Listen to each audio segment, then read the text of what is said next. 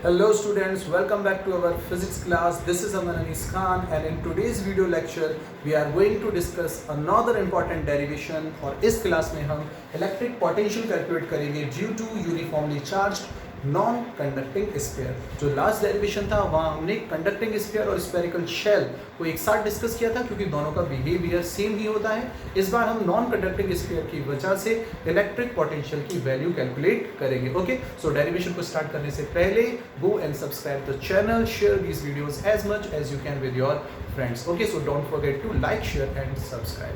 Now let's get started. तो सबसे पहले हम इससे रिलेटेड एक डेरिवेशन से रिलेटेड हम एक डायग्राम ड्रॉ करेंगे और फिर डायग्राम से कंडीशंस डिस्कस करेंगे कि हमें कहाँ कहाँ इलेक्ट्रिक पोटेंशियल की वैल्यू कैलकुलेट करनी है। सो स्टार्ट करते हैं। तो देखो सबसे पहले हम यहाँ नॉन कंडक्टिंग स्फीयर ड्रॉ करेंगे। सो इस तरीके से सपोज ये एक नॉन कंडक्टिंग स्फीयर है, सेंटर है O और रेडियस है कैपिटल R। हम जानते हैं नॉन कंडक्टिंग है, इसका मतलब चार्ज का जो डिस्ट्रीब्यूशन होगा वो इसके अंदर भी यूनिफॉर्मली डिस्ट्रीब्यूशन होगा और यहाँ वॉल्यूम चार्ज डेंसिटी डिफाइन होगी रो के अकॉर्डिंग। क्लियर? तो चार्ज का डिस्ट्रीब्यूशन अंदर भी है। इसका ये जो सेंटर पॉइंट है यहाँ से स्मॉल r डिस्टेंस पर एक पॉइंट है P और इस P पॉइंट पर हमें जो है वो पोटेंशियल कैलकुलेट करना है। ठीक, क्लियर? ये P पॉइंट तीन कंडीशंस रख सकता है, ये बाहर हो सकता है, ये P पॉइंट सरफेस पर भी हो सकता है और ये P point inside the conducting sphere, inside the solid sphere भी हो सकता है। इन तीन कंडीशंस के लिए अलग अलग हम पोटेंशियल कैलकुलेट करेंगे। सबसे पहला जो पॉइंट होगा हमारा वो होगा आउटसाइड स्फीयर। क्लियर? तो पहला पॉइंट होगा आउटसाइड स्फीयर और आउटसाइड स्फीयर की कंडीशन में हम जानते हैं स्मॉल r जो होगा वो कैपिटल R से बड़ा होगा या ज़्यादा होगा। ओके, तो जो फॉर्मूला है जो मैं बता चुका हूँ ऑलरेडी, फॉर्मूला क्या होता है V और E का रिलेशन। यहाँ हम इलेक्ट्रिक फील्ड की वैल्यू को काम में लेंगे। V is equal to minus integration infinity to small r E dr। यहाँ मैं वेक्टर E डॉट dr लिखूंगा लेकिन थीटा 0 है इसलिए cos 0 हो जाएगा 1, तो हम लिख सकते हैं सिंपल फॉर्म में E dr। ओके, सो अब इलेक्ट्रिक फील्ड यहाँ कौन कौन सी वैल्यू रखता है हम जानते हैं। इस स्फीयर की वजह से गाउस लॉ के एप्लीकेशन में हम पढ़ते हैं, ठीक है ना? बताओ आउटसाइड इलेक्ट्रिक फील्ड कितना होता है, सब जानते हैं कि Q upon small r square. Okay, बताओ सरफेस पे इलेक्ट्रिक फील्ड कितना होता है, KQ upon capital R square. याद है? ठीक है, गाउस लॉ में डेराइव किया था हमने। अगर हम बात करें इलेक्ट्रिक फील्ड इनसाइड, ये तीनों वैल्यू याद होनी चाहिए, इंपॉर्टेंट भी है, न्यूमेरिकल्स के लिए भी इंपॉर्टेंट है। इलेक्ट्रिक फील्ड की वैल्यू मैं क्यों लिख रहा हूँ यहाँ, क्योंकि यहाँ डेरिवेशन में हमें रखनी है 1 बाय 1 तीनों कंडीशन में। इनसाइड कितना होता है बताओ, इनसाइड होता है KQ small r upon capital R cube. Inside जो इलेक्ट्रिक फील्ड है वो हम देखते हैं कि स्मॉल r के प्रोपोर्शनल है। ये तीन वैल्यूज हमारे काम में आएंगी, तो ये तीन वैल्यूज हमें अच्छे से याद होनी चाहिए। चलो, तो सबसे पहले बात करें आउटसाइड के लिए, तो स्टार्ट करते हैं V आउटसाइड। ये फॉर्मूला जो लिखा हुआ है यहाँ सबको अच्छे से याद होना चाहिए। This is the relation between electric potential and electric field. ठीक है, तो ये याद करना है सबको। ओके, अब देखो वैसे भी वर्क डन से ही रिलेट होता है, इन्फिनिटी से R वाला वर्क डन। ओके, तो देखो V नॉट या V outside is equal to minus integration from infinity to small r। कितना आएगा ये बताओ, कि Q upon small r square dr, constant को बाहर निकालेंगे। V naught is equal to होगा माइनस KQ और ये इंटीग्रेशन जो होगा वो हो जाएगा integration infinity to small r 1 upon r square dr। ये पूरा डेरिवेशन सॉल्व करना मैंने लास्ट वीडियो लेक्चर में एक्सप्लेन किया है। अभी हम डायरेक्ट रिजल्ट लिख सकते हैं। यहाँ हम चाहे तो 1 अपॉन r स्क्वायर को क्या लिखेंगे, r पावर -2। और ये याद भी रखना है, कई डेरिवेशन में ये काम में आता है। पॉइंट चार्ज की वजह से पोटेंशियल निकालते हैं, वहाँ भी ये सेम हमें सॉल्व करना होता है।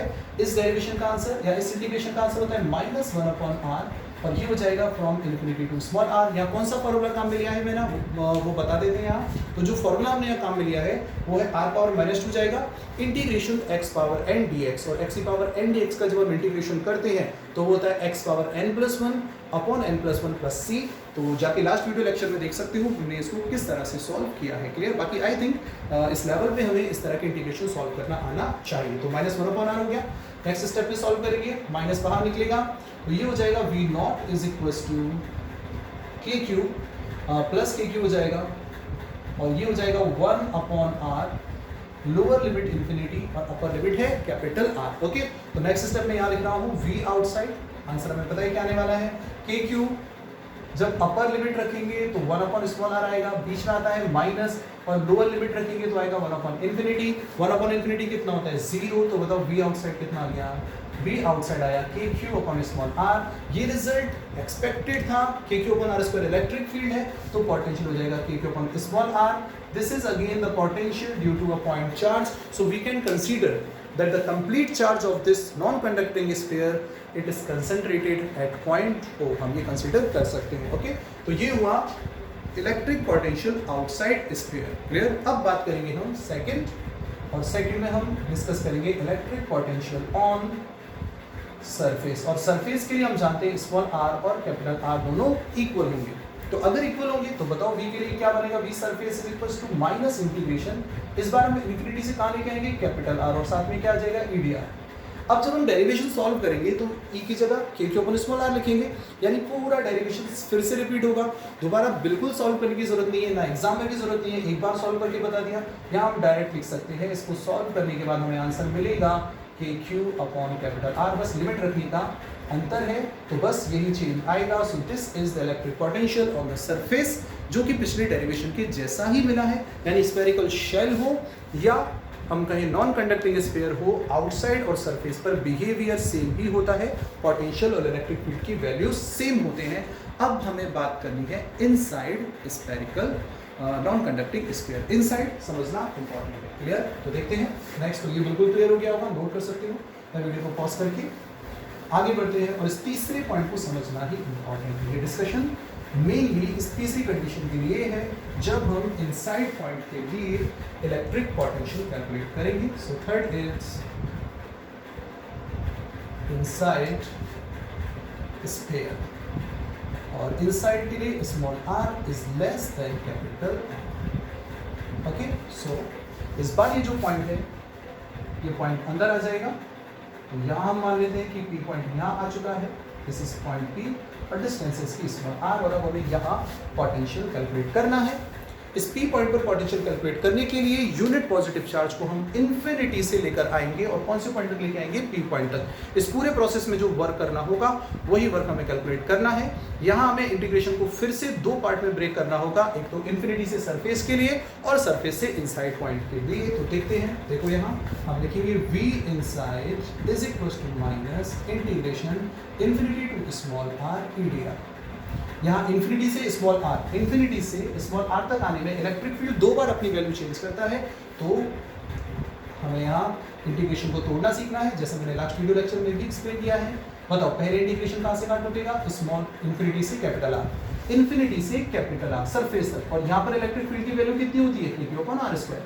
फिर सरफेस से लेके इनसाइड, बाहर इलेक्ट्रिक फील्ड एंटी प्रोपोर्शनल है और सरफेस पे इलेक्ट्रिक फील्ड प्रोपोर्शनल है r के, ठीक है ना। तो यहाँ लिखेंगे ईडीआर, पहला तो ये हो गया, प्लस इन्फिनिटी टू r हो गया। बताओ अब क्या लिखेंगे, कैपिटल R से स्मॉल r हो गया ना, इन्फिनिटी टू r आए पहले और फिर capital R to small r आए, हो गया पूरा राउंड, और ये हो जाएगा ईडीआर। ये होगा कंप्लीट वर्क डन।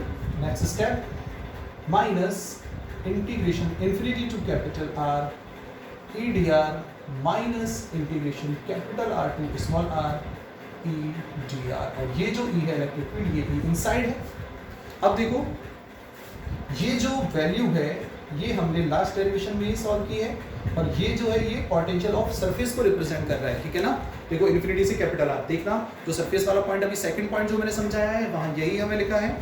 तो अब नेक्स्ट स्टेप में अगर हम लिखें तो हम लिखेंगे v in is equals to, यहाँ मैं लिख दूंगा सरफेस वाली value kq upon capital R potential की, माइनस इस बार आएगा integration capital R to small r। पिछले डेरिवेशन में E इनसाइड 0 था क्योंकि वहाँ स्फेरिकल शेल था, लेकिन यहाँ E इनसाइड कितना है, ये रही वैल्यू, पुट करो KQR upon capital R cube, साथ में आएगा DR। अब बस इसे सॉल्व करना है और आंसर हमारे पास होगा। करते हैं solve.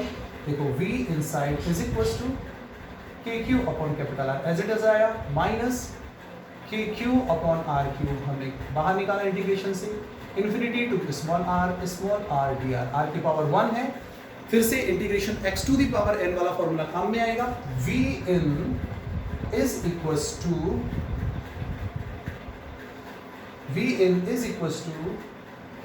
kq upon capital R minus kq upon r cube, ये हो जाएगा r square by 2 from infinity to small r. Clear?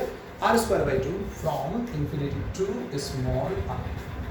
Next step में sorry infinity capital R to small r, यहाँ भी कैपिटल आर आएगा और यहाँ भी कैपिटल आर आएगा. ओके, सो नेक्स्ट स्टेप हम लिखेंगे k Q upon capital R minus k Q upon, ये 2 को बाहर ले रहा हूँ मैं तो हो जाएगा 2r क्यू, लिमिट रखिए small are square minus capital R square. Small are square पहले अपर लिमिट और फिर हमने लिखा लोअर लिमिट को मल्टीप्लाई कर दो, तो मल्टीप्लाई करेंगे तो v in is equal to हमें यहाँ मिल रहा है K Q upon capital R. Clear? Minus ये आ जाएगा K Q upon 2r Q small are square plus minus minus plus हो जाएगा plus K Q upon 2r. You are getting it? R square को आर क्यूब से multiply करेंगे तो यहाँ हमारे पास सिर्फ पीछे कितना रह जाएगा 2r. Okay, so next step में यहाँ के क्यू कॉमन आ रहा है, मैं नेक्स्ट स्टेप यहाँ लिख रहा हूँ, ये इरेज करके देखो. सो नेक्स्ट स्टेप जो है v इन, ये हो जाएगा K Q upon capital are common. चलो के क्यू कॉमन ले लेते हैं बस, बाकी सॉल्व कर लेंगे. के क्यू को कॉमन लिया, बताओ पहले स्टेप में कितना बचा 1 अपॉन आर माइनस यहाँ कैपिटल लेके small are square upon 2 capital R cube plus 1 upon 2r. Okay, so अब यहाँ एलसीएम लो, बताओ एलसीएम कितना आ रहा है? एलसीएम आ रहा है 2r क्यूब. सिंपल, जब वैल्यू रखेंगे r से डिवाइड करो, यहाँ कितना जा रहा है 2r स्क्वायर, तो ये हो जाएगा 2r स्क्वायर माइनस ये 1 बार डिवाइड हो रहा है are small are square, 2r से डिवाइड करेंगे कितना आएगा r स्क्वायर प्लस में आएगा r स्क्वायर. ओके, सो ये हो जाएगा K Q R square plus 2r square 3 capital R square minus small are square upon 2r cube. Clear? तो मैं इसको थोड़ा सा अरेंज करके लिख देता हूँ. ये हो जाएगा हमारे पास v in is equal to K Q upon 2r cube, यहाँ लिख रहा हूँ मैं बेस में, और बताओ यहाँ कितना बच गया 3 capital R square minus small are square. This is the value of electric potential inside non conducting sphere. Clear? तो ये वैल्यू है, एक इंपॉर्टेंट रिजल्ट है. सरफेस और आउटसाइड वाला रिजल्ट याद रखना बड़ा आसान है, इसके लिए हमें थोड़ा सा यहाँ याद देना होगा इस कंडीशन में, तो इस तरीके से हम ये कैलकुलेट कर सकते हैं. ओके, सो नेक्स्ट अगर हम यहाँ डिस्कस करें तो वी इन, अगर हम सरफेस की वैल्यू कैलकुलेट करना चाहें तो वी सरफेस बताओ सरफेस के लिए हम बात करें तो स्मॉल आर कितना होगा सेंटर के लिए स्मॉल आर कितना होगा 0. जब स्मॉल आर 0 पुट करेंगे तो देखो R square R cube cancel out होगा. बताओ वी सेंटर कितना हो जाएगा, ये होगा 3kq अपॉन 2r. तो ये वैल्यू हो जाएगी 3kq divided by 2r. Okay, so last में अब हम ग्राफ ड्रॉ कर लेते हैं. इसके लिए जो ग्राफ ड्रॉ करेंगे y एक्सिस पर हम ले रहे हैं b, x एक्सिस पर हम ले रहे हैं r, ये है सेंटर पॉइंट O. तो यहाँ अगर हम देखें तो सबसे पहले सरफेस का जो होगा इलेक्ट्रिक पोटेंशियल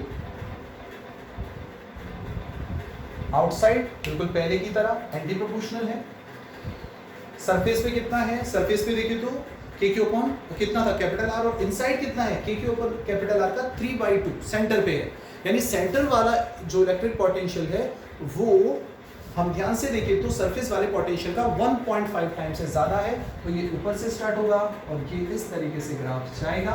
तो यहाँ पर ये है हमारे पास V सरफेस और ये वाला जो है ये हमारे पास V सेंटर, और V सेंटर ऑलरेडी हमारे पास है 1.5 टाइम्स ऑफ V सरफेस. तो इस तरीके से ये ग्राफ ड्रॉ होगा.